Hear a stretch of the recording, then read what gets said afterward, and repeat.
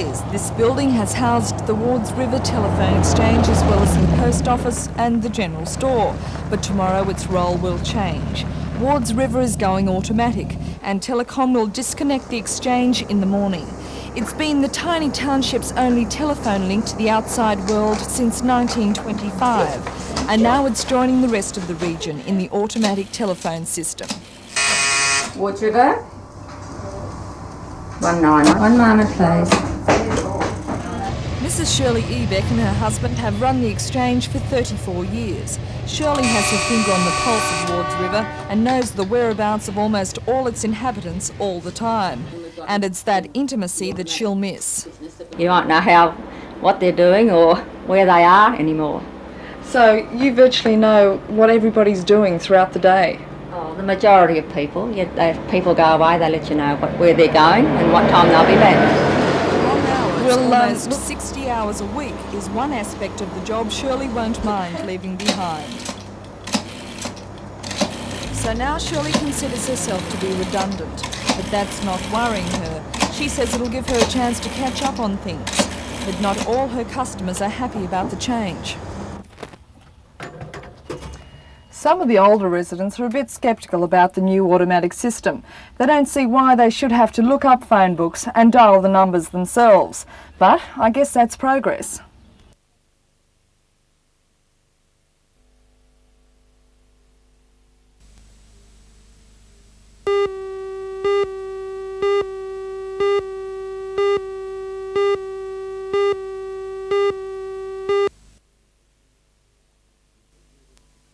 He said there was a betrayal by a fellow council officer or fellow council staff member because the information wasn't available outside the council officer level. Mr Morris said that in May last year, the town clerk of Newcastle supplied to Alderman Don Geddes computer tapes of the council electoral system. He said that during a discussion in July last year, the town clerk had strenuously denied supplying the tapes. Early this year, he said, the town clerk indicated publicly that he had supplied computer tapes. Mr Morris said, the second part of the betrayal is a personal betrayal of me because I believed what I was told at that conference in July. Then he referred to the fact that the Lord Mayor has been in hospital since suffering a stroke 6 weeks ago. He said following her unfortunate attack, no attempt was made by the town clerk or by the acting Lord Mayor to advise either her or her husband concerning her allowance or whether she was covered by workers' compensation or other such matters. He said mail that was marked private and confidential was being opened by persons unknown before being forwarded to her. Mr Morris said, in fact, that betrayal is one, I think, of a very profound nature. Referring again to the computer tapes, he said the people supplying it clearly had no statutory authority to supply it, which means it was illegal. Therefore, the information was illegally obtained and illegally used. That, to my mind, is nothing less than a criminal conspiracy. Turning to reporting of these matters by the Newcastle Herald, Mr Morris said there have also been some other interesting leaks or betrayals of confidence in that time. He said Shortland County Council reports have suddenly been appearing in very large detail in the Newcastle Herald. The report of the local government inspectors was available to Herald reporters before being circulated to the aldermen in the council in general. And he said it is clear that the town clerk in recent days discussed with reporters from the Herald the letter, he's referring to a letter from the Lord Mayor's solicitors concerning her allowance, and is quoted to suggest that he explained why her allowance hadn't been paid at the normal time.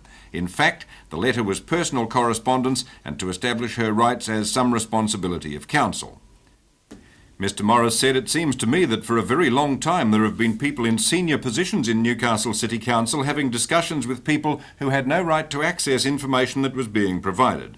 He went on, all through this whole grubby exercise there has been an enormous willingness by senior reporters or self-styled senior reporters from the Herald to make these issues important. He said that while Newcastle has serious problems of unemployment and the economy as a whole, the Herald seems to devote itself to matters which are essentially personal and which are trivia and not going to affect the problems of Newcastle. He said the reporting indicates the source of the information because it's very hard to believe that journalists with such excellent access to confidential information in fact don't pay the price that that information requires. He said he has no doubt that if they reported accurately and fairly, the sources would disappear.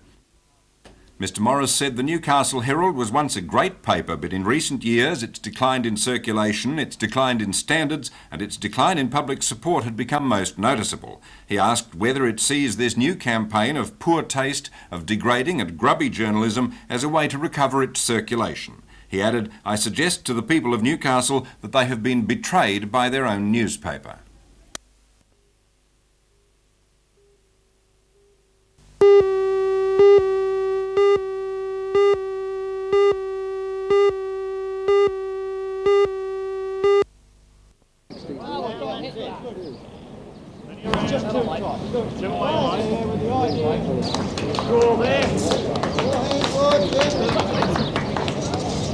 Same bowl again, mate. That's the shot still.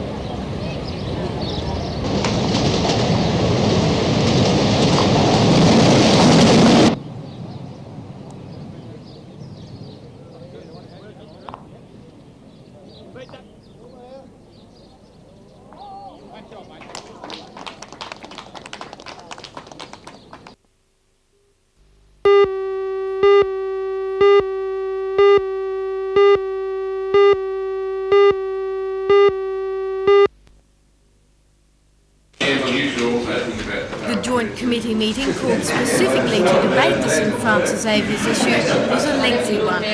The gallery was packed with residents and supporters of the school, and speakers representing both groups were invited to address the council. 7 residents spoke against the extension of the school, claiming enlargements and additions to the existing buildings would make the Hamilton North area an unpleasant place to live and would consequently discourage people from moving into the area.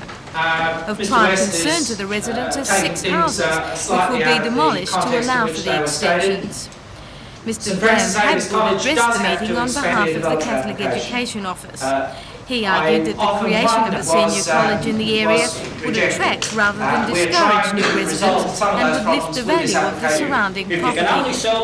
Council's lengthy and involved debate centred on one issue. None of the aldermen were opposed to the development of the college, at least in principle. What they couldn't agree on was whether by approving the application, council would be turning its back on its well-publicised commitment to urban consolidation in the inner city. One of the terms of council's approval is that the Catholic Education Office carry out some residential development in Hamilton to replace the dwellings that will be lost once the school is extended.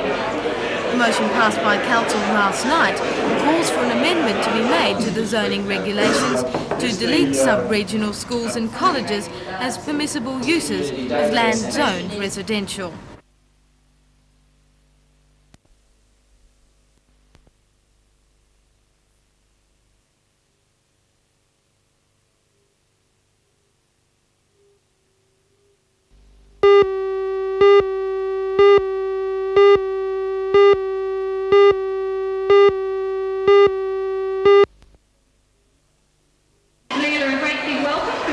In order to draw the attention of children to the work of World Vision, the local office conducted a schools poster competition.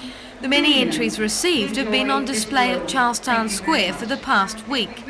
Last night, the winners were announced. There were 2 sections, one for 3rd and 4th graders and one for 5th and 6th grade children. In the first category, first prize went to Natalie Bailey of Hillsborough Primary School. Second was Katrina Stretton from Floraville Public, and Naomi Lake, also from Floraville, won 3rd prize. In a section for older children, first prize went to Jenny Freeman from Cahaiba Public, and the 2nd and 3rd prizes went to John Day and Michael Ship from St Paul's at Gateshead. After the prize winners were announced, Leela Hayes took the stand and urged people to participate in the 40-hour famine, which starts on the 15th of June. Novocastrians have been participating in the famine for the past 9 years.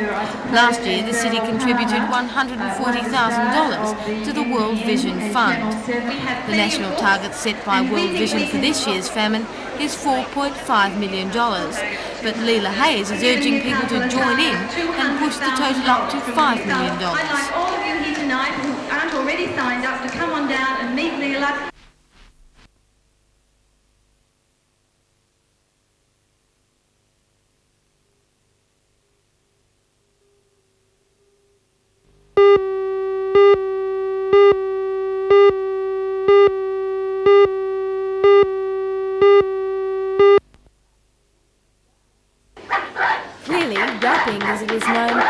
isn't for everyone, but nevertheless it's a pastime that is rapidly gaining in popularity.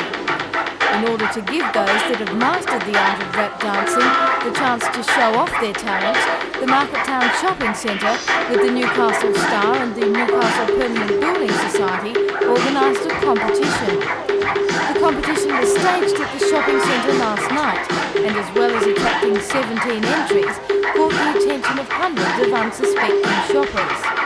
Each dancer or team was given 5 minutes to show off their stuff.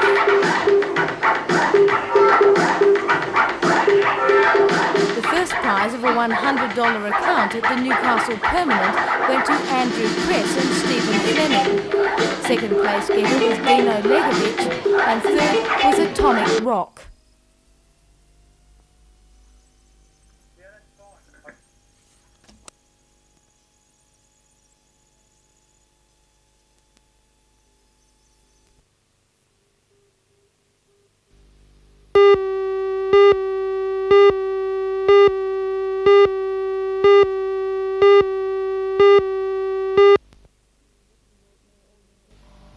Deputy Lord Mayor Alderman Geddes, in response to Mr Morris's allegations, said that they were totally unfounded.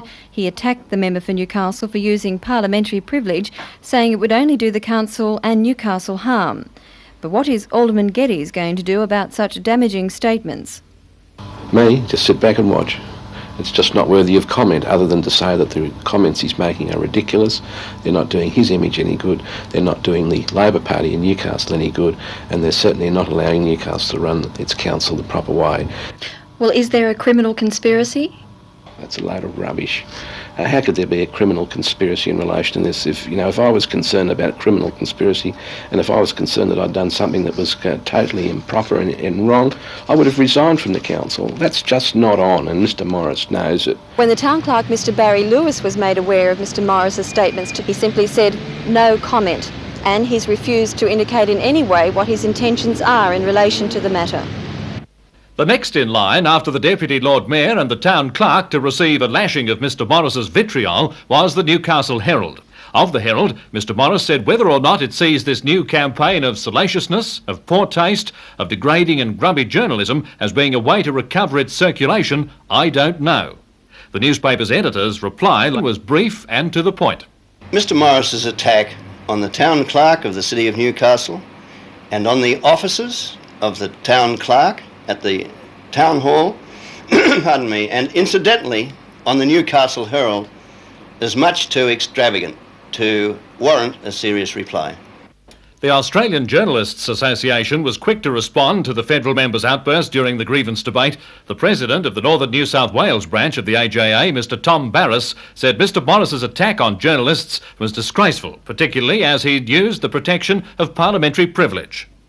When Mr Morris makes news or does something newsworthy or constructive to help this region, then members of the AJ will report it. Journalists in Newcastle, and Northern New South Wales have an unchallengeable record of honesty, integrity and performance in all fields, in radio, television and newspapers.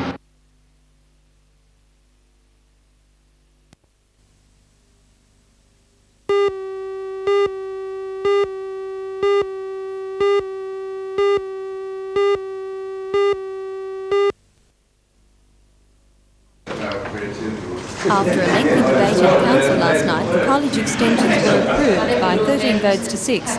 The ALP vote was split, with 3 Labor aldermen, Adamthwaite, Foley and Parker, voting against the extensions. The $2 million development involves major alterations to St Francis Xavier's College in Hamilton in preparation for an intake of 900 Year 11 and 12 students in 1985. After Council's approval last night, the Newcastle Civic Association, representing resident groups, went to the Tradesmen Council and won its approval in principle to ban the development. Mr Peter Barrick said there was sufficient content in the resident submissions to agree to the bans, but a final decision rests with the unions involved when they meet next Thursday. Mr Barrick agrees that it is more than likely the bans will go ahead. Yeah, that's a distinct possibility, I believe, Rodden, because the unions that voted on the matter last night would also be those unions who would be called together to discuss the bans. If the bans are imposed, the City Council's approval will be ineffective, But that is not the major concern of the Trades Hall Council at this stage. I think the council obviously has made a decision and it's not going to alter that. So I think eventually the ball falls back into the court of the trade union movement, the residents and the Catholic Education Office. But today the Catholic Church expressed concern as to what could be achieved through more discussion. That we've spent a lot of time talking to the residents and hearing their objections and trying to answer them. If there is an approach from the Trades Hall Council, I'll be willing to enter into discussions with them. How long can this project be held up? You want to start in July? Well, it can't be held up for very much longer. If we are unable to start in July, or if we are unable to have facilities ready for next year, then it's the children, or some of the children, of this region who are going to be disadvantaged. A college that is being designed to cater for them in years 11 and 12 won't be ready, won't be able to operate fully, and children will be the losers.